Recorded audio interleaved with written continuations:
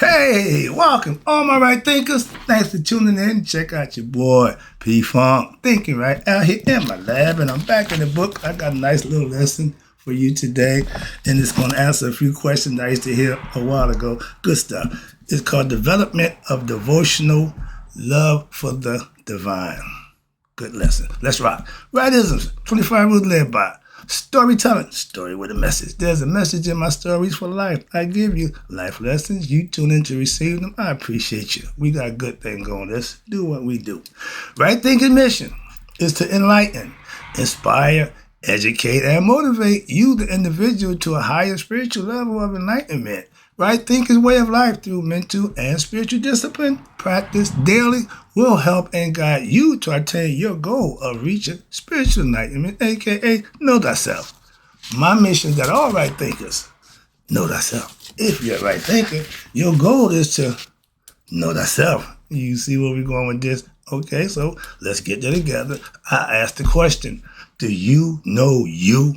You will when I get through, because that's what I do. It's rhetorical. If you have an answer for yourself, tune in. I got you. A person who knows not, and knows not that they know not, is foolish. Disregard them. Okay? A person who knows not, and knows that they know not, is simple, but you can teach them. That's why I do what I do. For you. I appreciate you too. Stay tuned. I got more for you. A person who knows not, and believe and think that they know is dangerous. Avoid them. I do. A person who knows and knows not that they know is spiritually asleep. I can awaken them. I'm a spiritual alarm clock here to wake you up with knowledge of self. That's what I do for you. A person who knows and knows that they know is wise.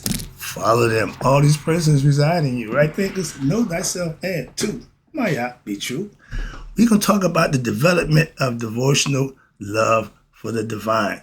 A lot of us get God confused. We humanize them. No, God is spirit and awareness, aka conscious. He's all knowing. He's all pervasive in spirit. Everything he's in his creation.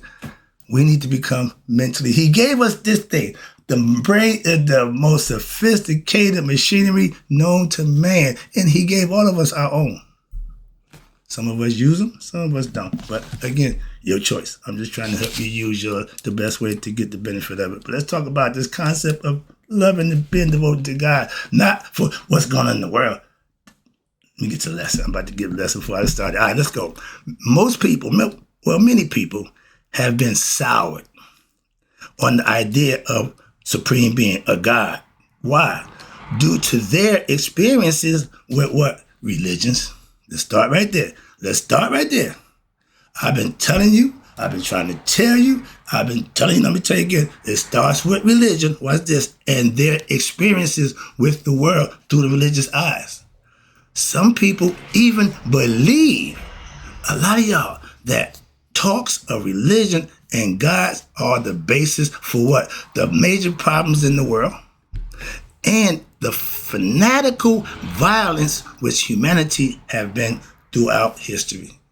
We have done some heinous things. No. That white man. I'm speaking for my ancient ancestors. We didn't perform stuff like that in Egypt. Our ancient ancestors wasn't about none of that nonsense. But y'all don't see that because you're so full of what they giving you. And that's all they giving you is what? Nonsense. That's why we haven't advanced since they taken over, got control. They giving us what they know don't work for us. We refuse to change. So my job is harder because y'all believe something. I'm trying to tell you different. It ain't working. So I just let you be. And most of y'all feel like if there was a God they talk about the supreme God, yeah. If there was a supreme God, why would he allow the world to go on as it does with all this violence and negativity? We went through slavery. We've been going through all, and God been the whole time. When your boy strung up, he told Father, why you forsaking me? Save me. That's human life. It's a concept. It's not real. It's a symbolic metaphor. And y'all still ain't figured out Christ is an oil, the anointing that goes through us. I ain't got time for that. But let's get back to the lesson. When you learn how to be devoted to God, it's because you're starting to understand the real world from a perspective of understanding, not ignorance. And watch this, or religion. This statement is backed up by what? By the ignorance, because while this world is supported by divine will, we all understand that everybody got a creation story, everybody got a concept, everybody got theology. But now the events which occur are inspired by human greed, desires, and egoistic man. Human. God don't do that. He gives you free will. Look what you're doing. He gives you the most sophisticated machinery known to man, and look what you're doing. But you blame God. Really? That's ignorant. That's what I'm trying to show you. I'm sorry, I get excited, but don't put that on God. Therefore, God cannot be blamed for the negativity of this world that man is in control of. Rather, it is human ignorance and egoism which is running this world, which are to blame. When a human being is able to rise above the pettiness and the sentimentality of egoism, human thinking, that's when you become enlightened. The higher divine vision, third eye, emerges where? In the mind. That's where God dwells. He's been the spirit, but he's also here. The part that you got to figure out is to get to understand he's here also. Sorry. This is the central goal of what?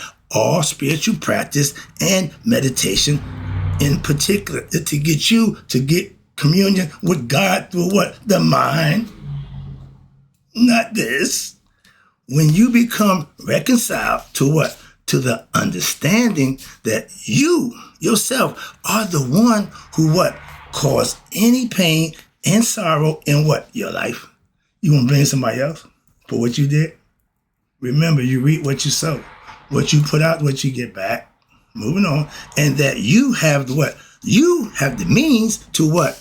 Rise above all your obstacles, meaning the ego.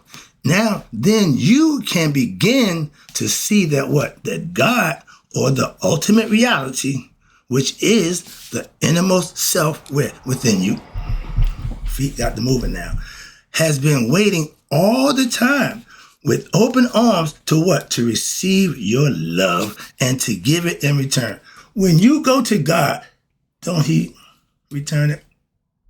If you go in earnest and sincerity, don't you get back more than what you gave out?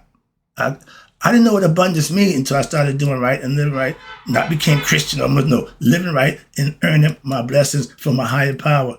Oh, the light went on, ding, ding, ding. Yeah, I started living right. Been good ever since, so I can teach that. I ain't got to preach it, okay? And what's this?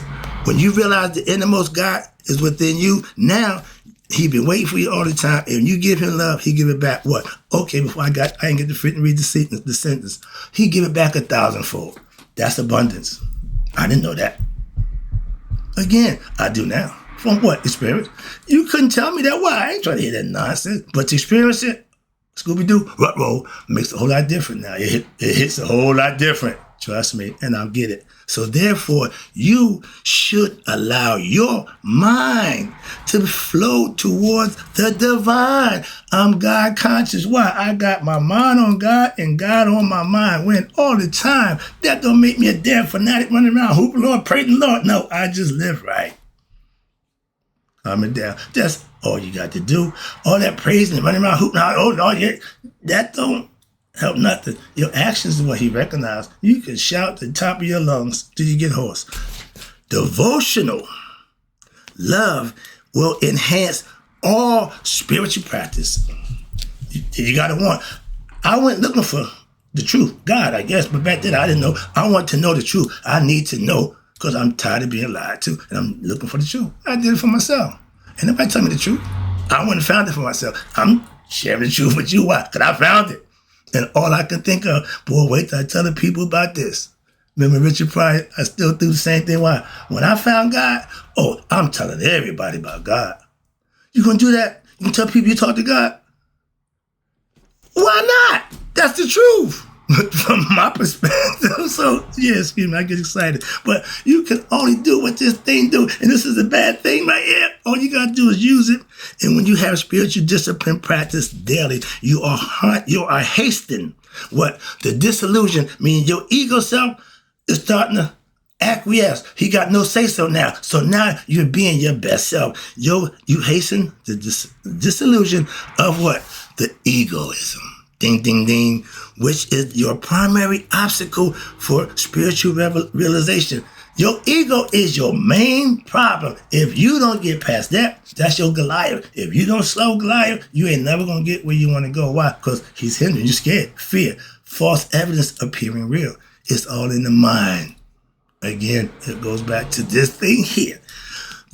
Thus, daily meditation and practice of right thinking philosophy will be supported by what? Wisdom and devotion. I know people with big hearts, kind hearts. A lot of us are just nice, but they're not too discerning, too smart, and too wise about the ways of people. So they will always what? Give, and people will what? Use and take until what? They figure out, wait a minute, hold up. This ain't, ain't nothing in it for me. Not that you got the wooden deal, but some people, you got to learn to give to what? The needy, not the greedy. The greedy would take any chance they get. If you're nice, they just take it. They don't need it, they'll take it. What? That's what they do. They greedy. So you got to be the one to decide who. I'm trying to teach everybody. Can't do that. Figured that out a long time ago, too. You can't go around trying to lighten everybody you talk to.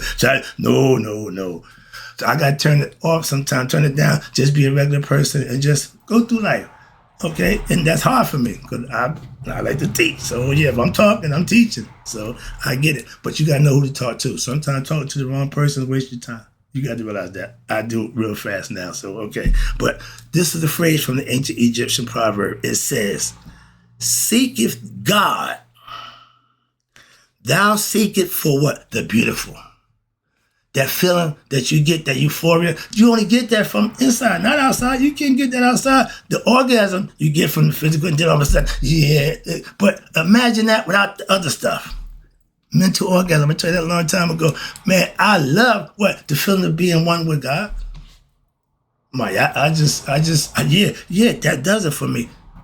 Mentally, spiritually. And one is on the path that would lead unto what? It, which is devotion joined with wisdom. I'm devoted to doing the right thing. I study and teach and give other people what? Knowledge of themselves so they can do their thing.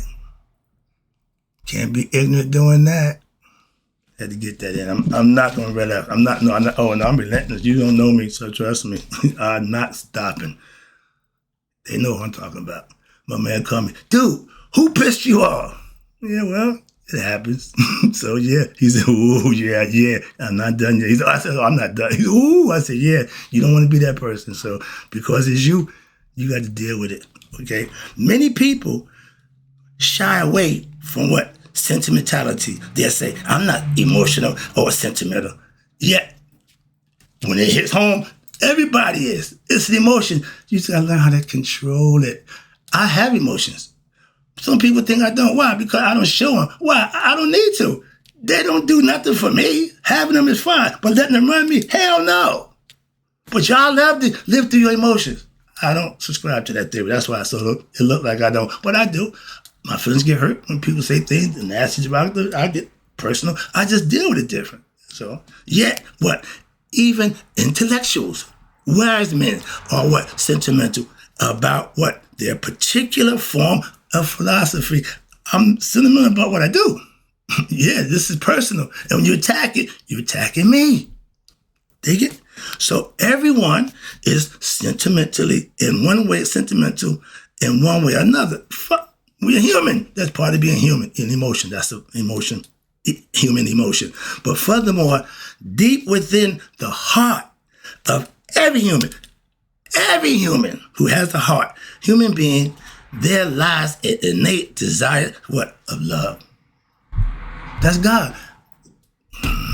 He's here. Yeah. When you figure that out, now, wait a minute. Yeah. Yeah, the light should go on. Ding, I got it. Eureka. Yeah, God and I are one. Hello. Hello. See where we go with that? I get excited. Hope you make my point. Let's go. But this desire to love is what we have and often expresses in what limited ways, which is okay. Loving individuals. Here we go. Pay attention. Loving individuals, loving objects, loving jobs, etc. You see, we're going that loving emotion that's expressed, and it's okay when in the right context. But let me break this down for right quick. You can love individuals, and the individual can reciprocate and show you back the love. I got a problem with loving objects. They can't reciprocate. They are just objects. So that's why I differ with that loving things and stuff. I'm not beat for that, okay? Sentimental stuff, yeah, but no, I'm not beat for it. Again, jobs. If you do a job that you don't love, it's work. Every job I worked and earned, I love what I was doing. So I ain't got a problem with that. Again, it yield me something, okay? Satisfaction for doing it and monetary gain. So I ain't got a problem with that. So you see what I'm saying? You got to put love in the right context. That's what I'm trying to show you when you get past that, with that lesson. And this desire of love is often expressed in limited ways. Again, that's what you understand. But what is really desired by the soul is to express what? Unlimited love. Okay? Therefore, any limitations of love will constitute a falling short of what? The possibility to achieve emotional fulfillment. You can't love me 90% and hate me 10. You know what I'm saying? Like Teddy Pendergrass, 80, 20, 60, 40. No, 100, make it work. Without that, it won't work. Guaranteed to fail. That's what they're telling you. In any situation where there's not balance and equanimity, it won't work. It's not balanced. It's out of place. Meaning, the male ain't no better than the woman. Woman ain't no better than the man. Equanimity. Understand that and stop with that. You got to submit to me. No, I don't. For you to think that is ignorant. So I don't do that. Therefore, one, you should understand that if your emotional aspect of yourself is harnessed, meaning controlled, put in, I'm Spock on Star Trek. Why? I don't get all crazy. A lot of people get crazy. I don't do that. Okay, so I use him as an example. But one can harness what? And channel it. Now it can be a formidable force, that love force, that self-discovery. You can love devotion and show for God, and you ain't got to worry about it. Why? You will get it in return. You love him, he'll love you back. Okay, that's a fact. And don't nobody ever say God didn't. That other guy would trick you into loving him. He'll trick you into believing him. And he won't get nothing back. That's when you find out, yeah, wrong one. The light going now. That sucker memory cartoon, sucker, yeah, you've been played. When the light going ding, knowledge means you learn something. That's where you want to go. When the sucker, that means you've been played. Okay, BB? Okay. Everything is meant to, you got to have understanding. And with emotion and knowledge, that's the way to go. Devotion with wisdom. Devotion with ignorance won't work. Why? You devoted to what? You ain't really understanding what you devoted to. You follow me? I ain't going there. I ain't gonna mess with y'all. All right, but watch this. When you love a person, you're really loving their soul. And what's happening? Watch this. Okay, no, first of all, the self is the true objective of all love. That's why you see the heart, always big heart. In the scale, the seven chakras, the heart is red, right? On the chakra scale, it's green. Means life. Okay, get that message to it. Color. I got the color scales for you too. Rainbow. Everything got a color for a reason. All right. But now, when you love a person, you're not loving the person. You're loving the soul of that person. That's God meeting God. Real recognize real from the heart. And once y'all reciprocate, that's a beautiful thing, ain't it?